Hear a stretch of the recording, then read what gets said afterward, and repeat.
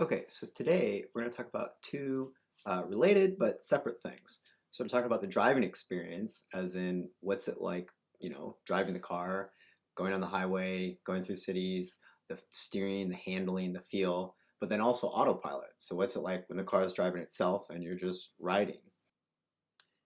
And so I also want to talk a little bit about the emotional connection to the car. Like, how does the car make you feel? Because this is something that's, I think even as a future and with autonomy, that's still important. And is what is that like? Is it exciting to drive?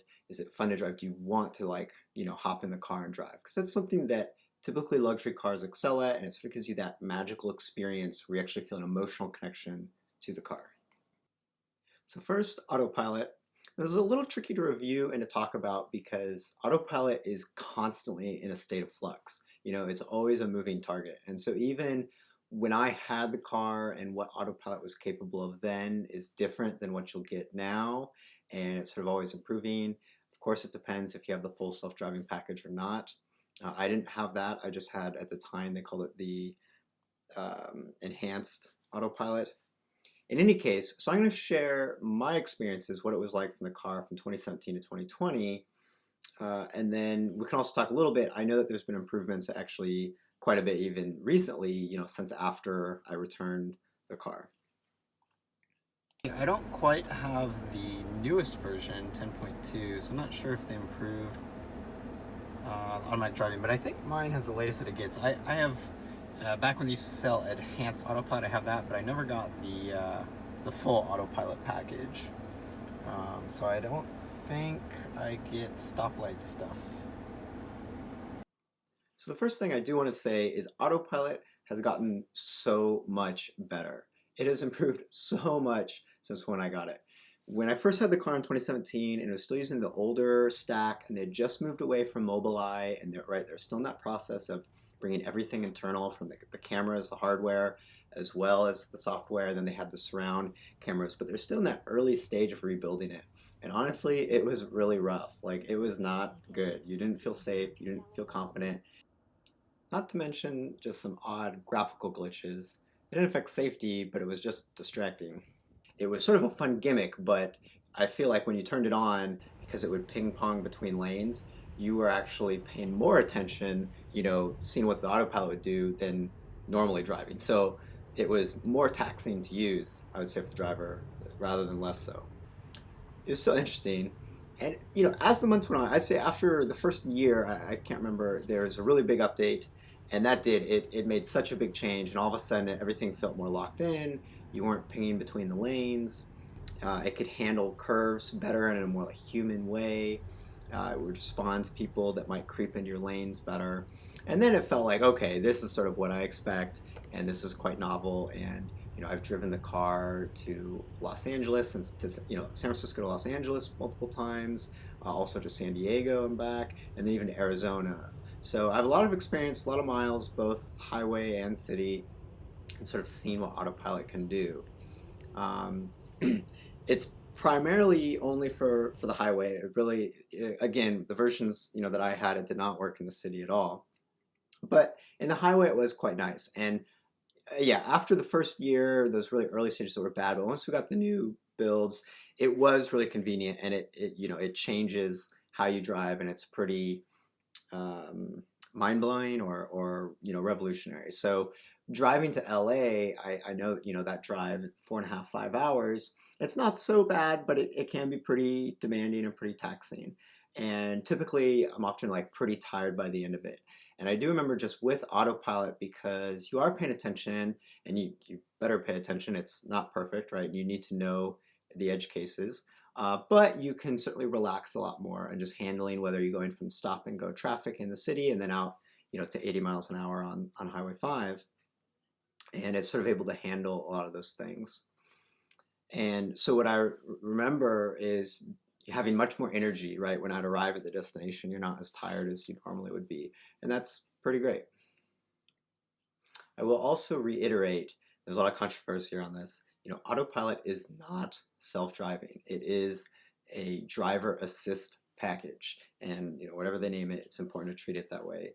And, a lot of the stories and a lot of these things, honestly, sadly, it's people not really paying attention to really learn how the system works and sort of abusing it and playing on their phone, falling asleep, where they get into accidents. If you are a good driver and you continue to remain a vigilant driver while autopilot's on and paying attention, I think it's a great thing. It's a safe thing. And also helpful. It does help you relax a little more. You're still aware of your surroundings, but you're letting the car handle a lot of those micro adjustments. And there is a lot of controversy around this. I mean, some people say, it's so safe. You saw that headline, 9 times safer. And then other articles show how it's worse. It's not even as safe, or barely, or just now in 2020, just getting as safe. So to make things worse, the narrative around this is also confusing and messy. And you have diehard Tesla, Elon fans, believers, whatever, that defend it stupidly at no cost. And then you also have other people who hate on it also stupidly and have never used it and just say, oh, it's trash or it's dangerous. And the truth, as usually is the case, is somewhere in the middle. It's important to remember people have been talking about this for a long time. I mean, this article is from 2016, so for 4 years now, about whether it's safe or not and the promises. And people will probably continue to talk about this into the years going forward. So yeah, it's getting better, but it is taking a long time. One thing about sleep, though, it is true because you're more relaxed and because you're not required to make as many adjustments, it's much easier to fall asleep while driving with autopilot on. And so I do feel bad. There have been accidents where people have probably fallen asleep, and I think that is tragic. They've passed away. There's a famous one in Mountain View where it hit the center divide, and it's very sad. It's very unfortunate. It certainly, I think, could happen in any car, and so being alert is super important. But it is, I think, with the autopilot, there's a false sense of security maybe, and it can let you relax and let your guard down a little more, and that sadly can be tragically dangerous. On the other hand, if I were to fall asleep in any car, I would rather it be a Tesla with autopilot, because right, if I am asleep in a car without it, you're screwed no matter what. With autopilot, you can hope that the computer and the system can maybe bring you to a safe end or do something to wake you up.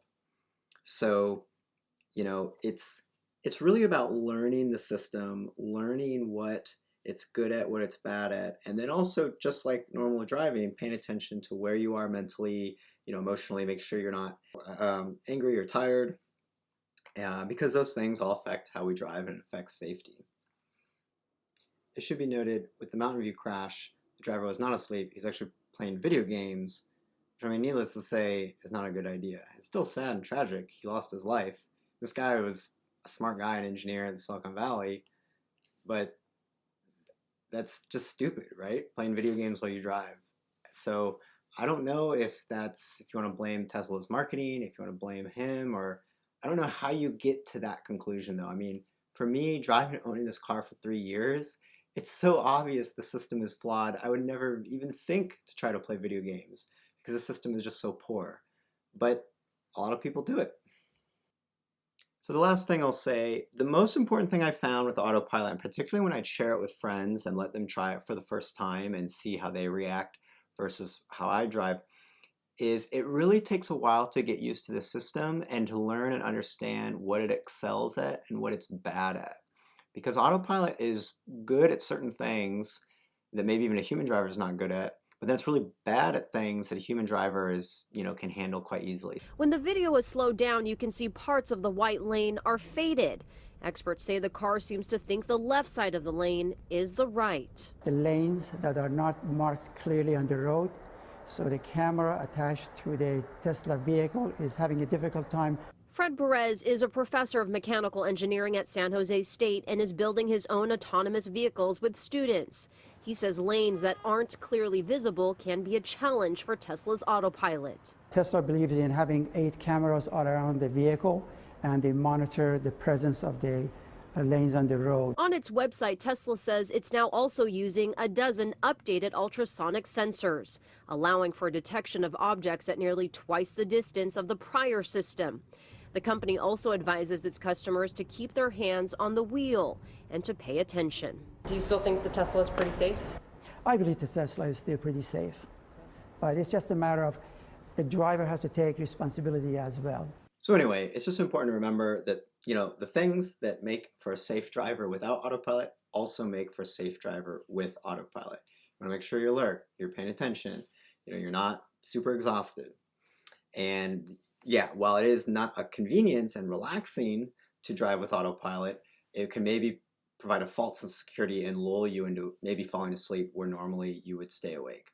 On the other hand, because it's more relaxing and more draining, if you are really fatigued, you could probably drive longer with autopilot, in a fatigue state and still be safe, as where without autopilot, the added, strain on the body, you're going to get tired more and really need to pull over to rest. But of course, it's a risk because with autopilot, you think you're great, and you think you're going longer, and then you fall asleep. And I've done that actually, and it's scary because you realize like, whoa, I was asleep for maybe 2-3 minutes, and going at freeway speeds, that's covering a lot of distance. Thankfully, nothing happened to me, but it's not really how you want to drive. So, for example, if a car in front of you is not in their lane quite properly and they're kind of drifting into your lane, autopilot struggles a little bit to know what to do, and sometimes it applies the brakes too aggressively or too soon. Other times it doesn't do anything at all. And so when you get into those edge situations, I've let it do its thing and been uncomfortable most times, so I almost always take over because it doesn't handle them well. Arguably, it might still handle them safely, but it doesn't create a good driving experience because it might sort of jam on the brakes abruptly, which can then put danger to the people behind you and things like that. And it doesn't know how to do maneuvers, for example, like getting around this person who is maybe driving unsafe. And for those kind of things, it's really important that you want to just take over and drive it yourself. The other thing, when it comes to exits and on-ramps, and even different curves, like if you're driving Highway 17 towards Santa Cruz, autopilot is not good at any of those situations. It has gotten a lot better, and maybe it's continued to get better. This is some of the most improvement that I saw, where at the beginning, it could not even handle Highway 17. It would outright fail and give the controls back to me, where towards the end, it could do the whole highway, but it wasn't very comfortable. It would do it slow. Cars behind you might be upset. It would turn in weird ways that didn't feel natural to a human driver to be a good ride for your passengers. And so I would usually only let it do that for experimentation, but often I would take over. Plus in the curves, those are the more fun parts to drive. And finally, for exits and on-ramps, again, it would often do these things safely, but in somewhat of an unnatural and a frustrating way, maybe like too slow to get around certain interchanges or things like that. Or it would hand off control a little oddly, so I'd usually disengage, at my own pace because the handoff was sometimes a little questionable. In fact, one time I was going through an interchange, and it was a tight turn, and it was a bit complicated. You had to do like a corkscrew, and they were merging onto a different freeway. And so it was, a little tricky, but AutoPilot said it could do it. This was, this is when you had the Navigate on AutoPilot feature that they just came out last year. And yet in the middle of this maneuver, and it was going pretty slow, so it's kind of weird anyway. And it totally failed, and it just said AutoPilot failed, handing, control back to the driver. And if I wasn't paying attention and I wasn't watching it very closely, I would have immediately just ran into the concrete barrier because it was a tight turn, and the car just then let go and started going straight. So you had to, I immediately, took over and kept the turn, and everything was fine. But again, it's just reiterating that you really have to pay attention to this thing. It's still a work in progress. And I guess that's kind of my conclusion, or where I come to the matter is, AutoPilot's awesome. I think it's a great feature. I think it should be in Teslas. It shouldn't be in other cars. It will make the road safer. But it really has not lived up to the promises yet. There's so many promises that Elon has made, that Tesla has made, and it frankly is just not there. And even though, I see the videos of new ones, I still don't think it's there because every time they add more features, he makes bigger claims and bolder claims and more promises, and it's still so far from that. So I know there's a lot of people that are so hyped on self-driving, and I still think we'll get there eventually, but I have to say after living with it 3 years, I'm a bit more jaded because frankly, it does not work as well as they advertise. And so while it's still a good thing and it will get better, it's really important that drivers pay attention and they understand its limitations.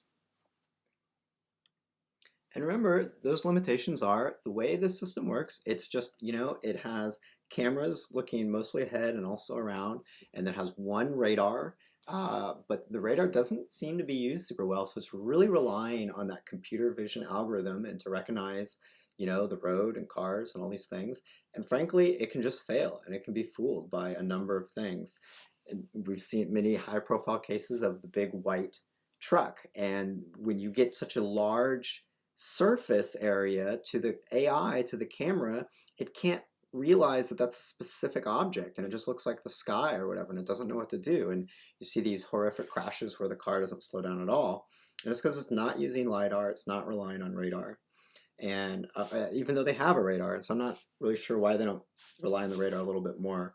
Of course, computer vision is the way to do it, and you want to handle all the edge cases, and that's why they're doing it that way. And for example, LiDAR doesn't work in rain or snow. But these things, frankly, AI is smart, but when it comes to certain basic driving skills, AI is pretty stupid. And you as a driver really need to know that. I feel like a lot of people, even smart engineers that buy these cars, they don't pay attention. They don't think about the limitations of the system and they trust it naively. And that's the most dangerous thing to do because, yeah, there are just certain ways that it still just does not function very well. So anyway, with a cautious mind, Autopilot is a good thing and it is safe, but there's much room for user error because of the way Autopilot's marketed and even the way it's implemented and just the limitations of the technology.